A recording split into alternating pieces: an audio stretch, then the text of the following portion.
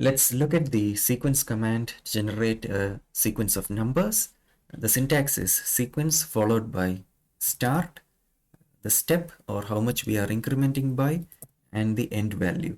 So here we are starting with 1, incrementing by 1, and ending at 10. So all the numbers between 1 and 10, and we get the result.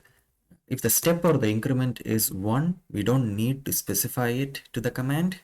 By default, it is 1. We can also give a different step, and we get numbers 1, 3, 5, 7, and 9.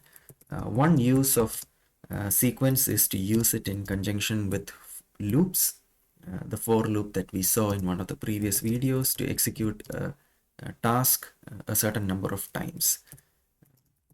If we were to run this, we get the same output with the for loop.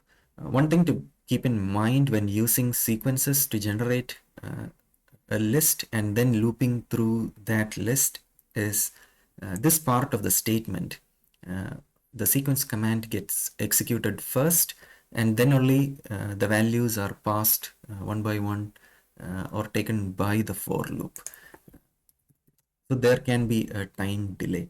If we were to loop between 1 and 1 million, we can see that there is a delay in calculating those numbers using the sequence command.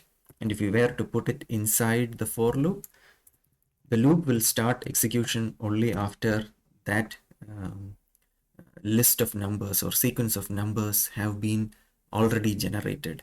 And we saw that delay when we ran the for loop with the sequence. So that's the sequence command, and what we have to keep in mind when using it with for loops. It's quite handy for generating a quick set of sequence of numbers that we want to pass to a loop.